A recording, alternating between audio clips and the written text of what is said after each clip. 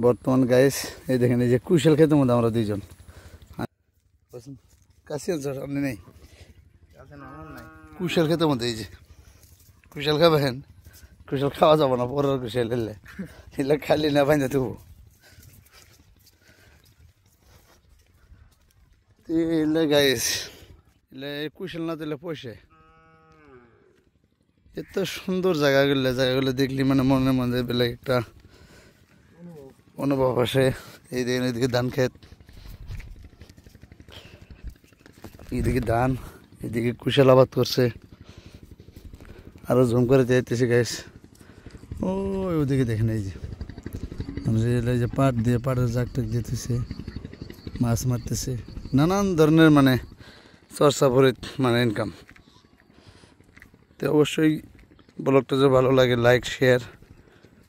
নিশ্চয় করবেন গাইস এত কষ্ট করে ভিডিও বানাবেন দিই তা যদি আপনারা ফলো না করেন তাহলে কত দুঃখ উঠে এখন ঠিক আছে গাইস খুদা হাফেজ